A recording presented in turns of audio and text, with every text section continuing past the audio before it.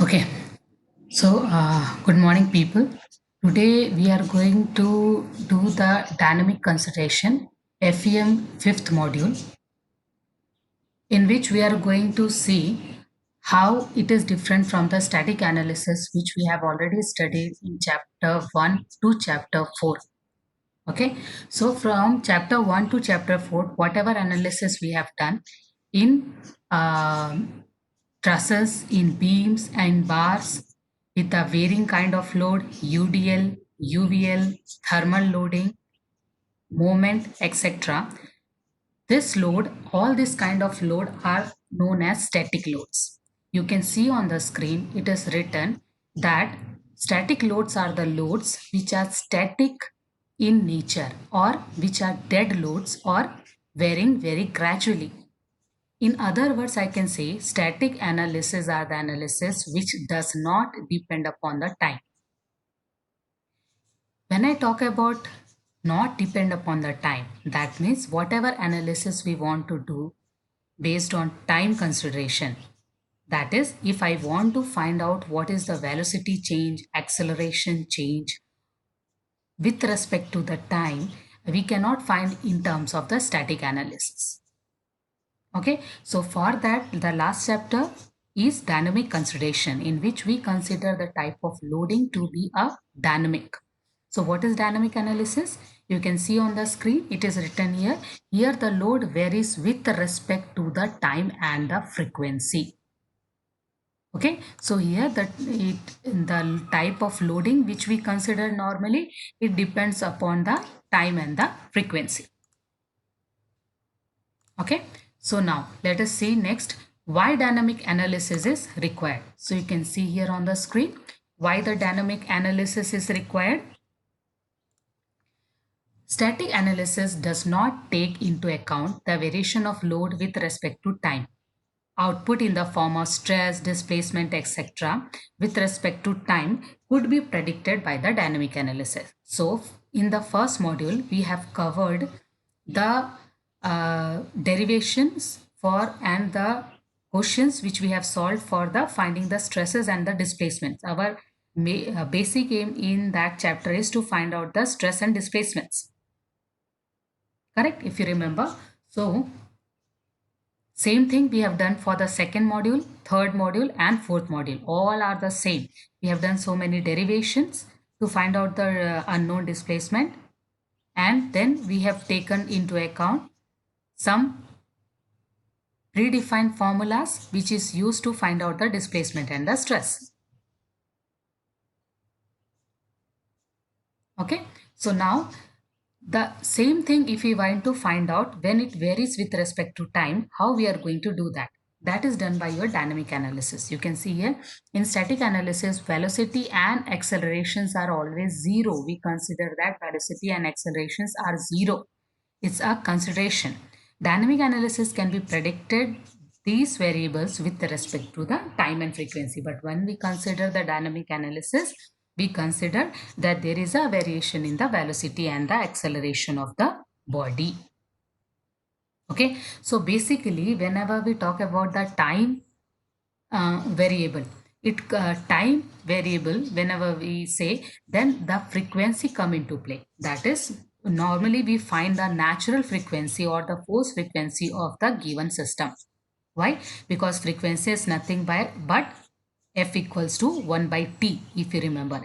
Frequency is per unit second. So or with inverse of the time. So determine what we are going to do for the dynamic analysis, instead of finding the direct stress and displacement, we are going to find the frequency of the given system. Frequency of the given system. So now you can see here, it's written here, to determine the natural frequency of the compound or the component, it's a basic design property. Natural frequency is also helpful for avoiding resonance, reducing noise, etc. So what is the need of doing that? What is the need of doing that? Need of doing that is, if you want to get the value of the resonance, if you want to reduce the noise and all, the noise and all can be reduced by using the damper, spring and mass systems. But how to get the values of this? How much of load is required? How much of stress is developed? How much of displacement has occurred because of that? So because of that, we are going to have a dynamic frequency. Okay, so dynamic frequency, now it's like in one sentence, dynamic frequency is used to determine the natural frequency of the component, which is based upon the time variable. Okay, it is used to find out the natural frequency of any component to avoid the resonance or to reduce the noise. Okay, for that let us see a simple first system, the very first system, which is known as equation of motion for spring and mass system. Okay, so we can see this. Okay, you can see on the screen there's a simple spring mass system. Okay, there is a simple spring mass system.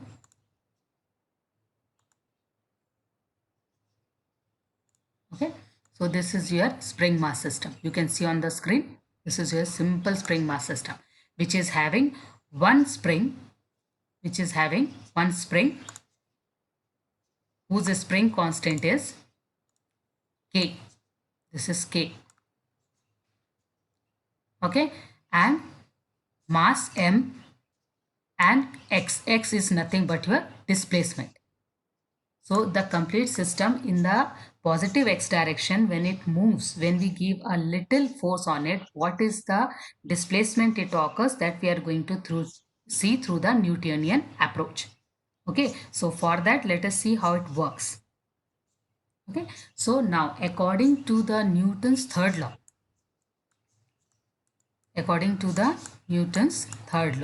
every action has equal and opposite reaction, that you know already, correct? So what we are going to do, we are going to apply this and we are going to see what is the equation of motion for this spring mass system through the Newtonian approach.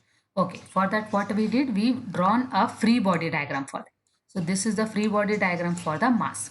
When we have taken mass like this, we are assuming that the displacement is in the positive X direction. So what will happen in this direction, the force value will be F equals to ma. In this direction, you can see this, F equals to ma, correct? That we know. So F equals to ma in this direction, and according to Newton's third law, equal and opposite reactions we are going to get. So equal, that means in this way only, in the opposite direction, you can see in this diagram, on the opposite direction we have another force due to the spring, which is nothing but K into X. Okay, that is stiffness constants, or the spring constant we call it, into the displacement. But both are in the opposite direction. One you can see in the positive X direction and other you can see as a negative X direction, but both values are equal. Okay, now here what we are considering is, let X equals to displacement. Okay, so if X equals to displacement I am assuming, then dx by dt, then dx by dt is equals to X dot. That's what we are assuming. That means you can see here this thing. So dx by dt is the velocity. Okay, now again if we want to differentiate it again with respect to x, then it will become x square, d square x and dt square, and this will become the double dot, 1 dot and 2 dot. and this is nothing but your acceleration. Okay, so here simply I want to say is x, let us assume like x is the displacement in x direction. X dot is dx by dt, which is velocity, and d square x by dt, that means again uh, second differentiation of displacement with respect to the time. It will be acceleration, or the first derivative, first differentiation with respect to time of velocity will give you the acceleration. So velocity, you know, displacement per unit time, that is x dot. Velocity per unit time, or the velocity per unit rate of change of velocity, is known as acceleration. Okay, so now you can see here, instead of writing a, here I have written x double dot. It means the same. You can see here, this is acceleration, this is also acceleration. So ma equal to m x double dot. Okay, so now what will be my equation from the Newtonian approach or from the Newton third law of motion? What is that? That m x double dot, that means ma in one direction is equal to opposite direction. This is very important because it shows that equal and opposite reaction, equal and opposite reaction. So this will show you the equal sign and this will show you the opposite sign. So opposite will indicated by minus, opposite reaction equals to kx. Kx is a spring and a displacement. So if you take this sign on the other side, you will get this mx double dot plus kx equals to 0. Okay, I hope you understood this. Okay, so this is what some simple equation it is. Now comes the Lagrangian approach. Lagrangian approach, you can assume like it's a Newtonian approach in the dynamic consideration. Okay, when we talk about a Newtonian approach for the first law, second law and all, it is like for the static approaches. Whereas whenever we talk about the dynamic approaches, the Lagrangian approach come into play. Now, in your screen, you can see one equation. This is known as typically Lagrange equation. You can see on your screen is typical Lagrangian equation. How it comes, how it came is again d by dt differentiation of the Lagrangian parameter divided by the velocity is equal to del L by del X. So this is what it is, Lagrangian approach. Now in that you can see what is L? L is nothing but Lagrangian parameter where L equals to T minus P. Now what is T minus P? Is nothing but the difference of kinetic energy and potential energy. It is nothing. I'm telling again, what is Lagrangian? Lagrangian parameter? Lagrangian parameter is nothing but it is a difference between the kinetic energy and the potential energy. So you know what is kinetic energy? Kinetic energy obviously is half mv square. So this half mv square, half into mv square. V square we can write it as x dot. We have seen already where x is the displacement. Here x is the displacement. So here x is the displacement and x double dot, x single dot is the velocity and x double dot is the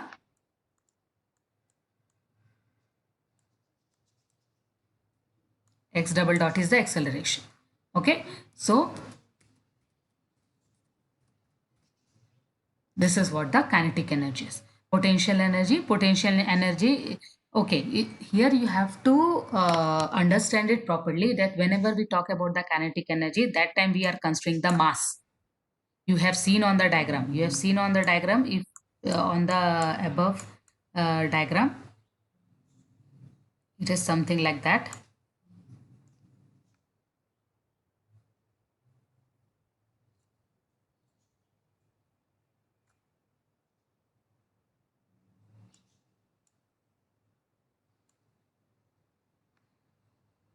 Okay. So when we talk about this, this one, this body is known as, this is responsible for your kinetic energy and this is responsible for your potential energy. So that's what the Lagrangian parameter is there. So kinetic energy half mv square, and similarly we'll go for the potential energy. Instead of m, it will become the k, which is nothing but the spring constant. This is spring constant, and here the displacement is there. Instead of velocity, here the displacement is there. That's why it is x. Okay, so finally what we got for the Lagrangian parameter, what we got? T is equals to half mx dot square minus half kx square. That is what we will get. We will see here when we move forward. So you can see here what I got as a Lagrangian. L equals to T. You see here L equals to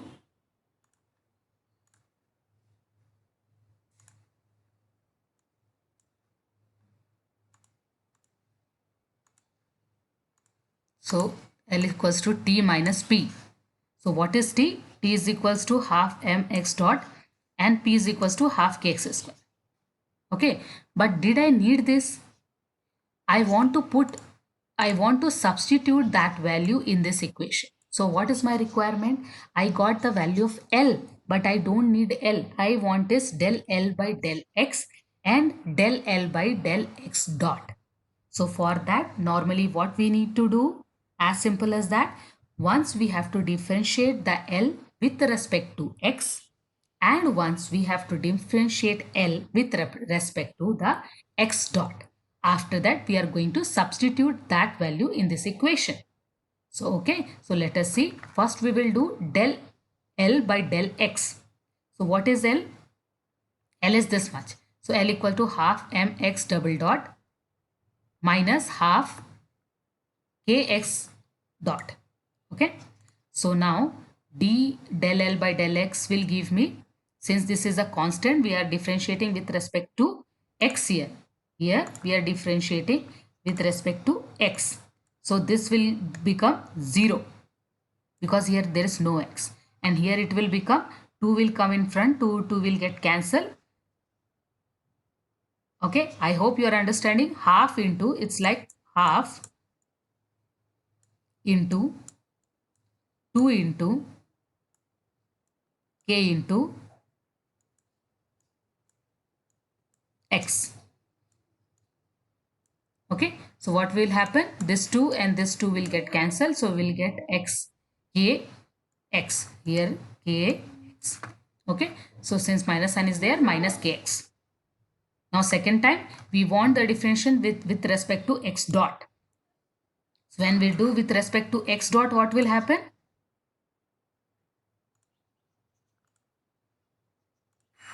What will happen x dot when we'll do?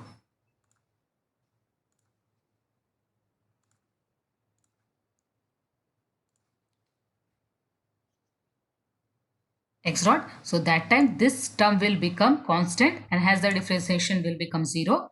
And this will give you the same result, half into 2 into mx dot. So it will become mx dot. So now we will substitute both the values in the Lagrangian equation. Okay, we'll substitute whatever the values we got for del x by del x dot and del x by del L by del X. Both we are going to substitute here. So finally what we will get in this term, you can see here the same equation. So here d by dt of del x by del x dot, which is mx dot. So d by dt of mx dot will become mx double dot. Understood? That means differentiation of velocity with respect to the time will give you acceleration. So it will become mx double dot. Mx double dot. Okay, and minus del L by del X. That is directly we have del L by del X, how much? Minus kx. So minus of minus kx will give you plus kx. So this is your final expression for a system which is having one spring and one mass system. Okay, fine. So this is how we proceed. Now same thing, if suppose there are two systems, then how you are going to proceed? If instead of one system, now we are having two mass and two spring, and we are considering that the displacement is happening in this direction. You can see on the diagram it is happening in the downward direction.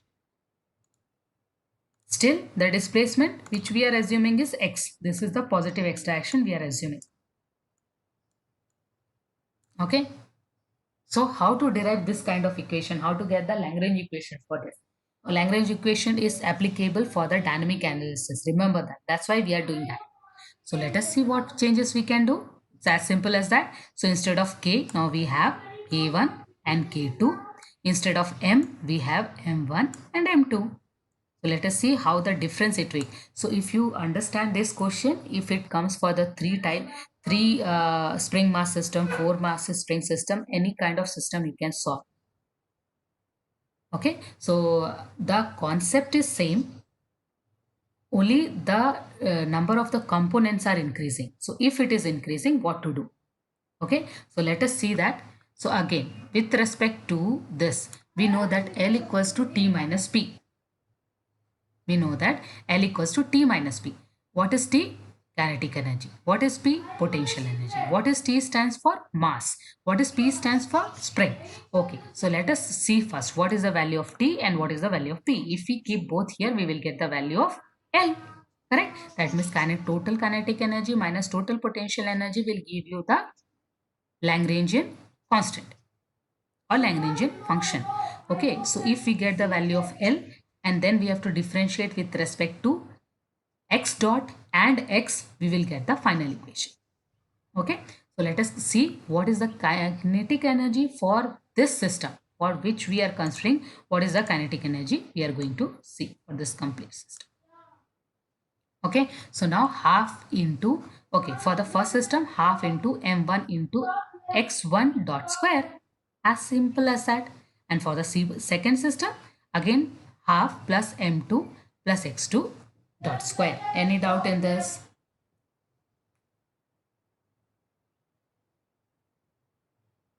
Okay, I think no doubt. Why? Because half m1 x1 dot square, what we do normally is half mv square. So here instead of velocity, we have dx by dt.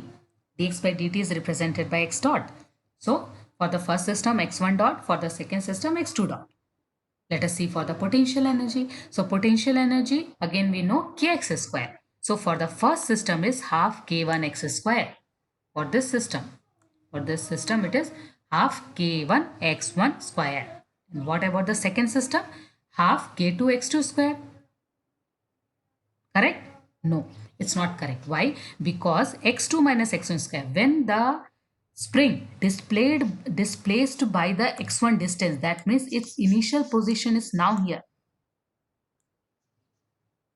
Okay, so this also we have to consider the difference from here to here, which is nothing but the x1. So now from here your x2 will start. Understood? So something till here it will go. Okay, so that's why we called it x2 minus x1. It is not simply x2. It will be x2 if it is independent on x1. If it is independent on x1, then we have to consider it simply x2. But now this x2 is dependent upon x1. Why? Because as soon as we have applied the force here,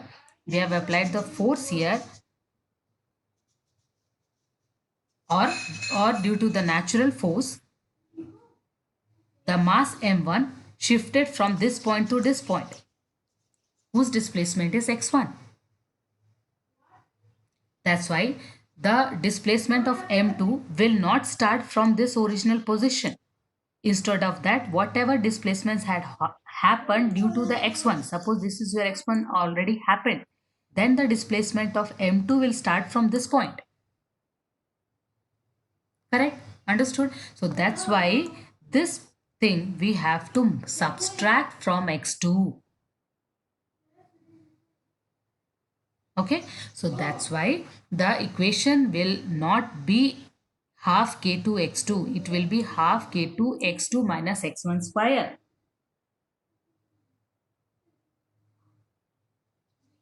Understood? Now, that's why let us see. So I got t some value, I got p some value. So let me keep in L.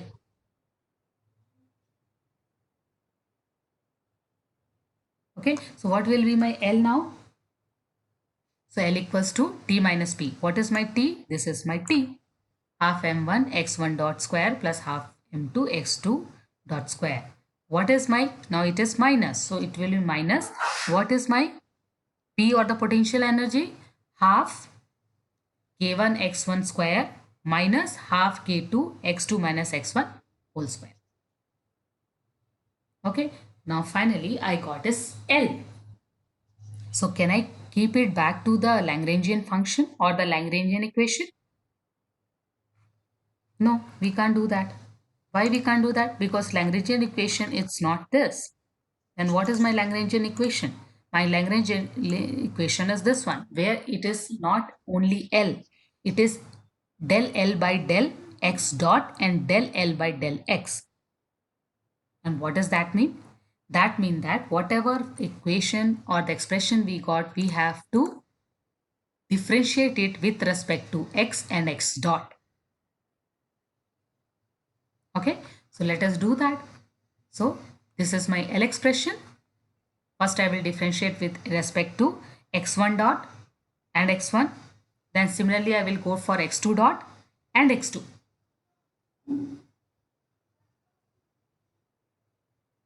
Okay, so let us see. So first we will go for del L by del x1 dot. So all the remaining will become 0. This complete system will become 0.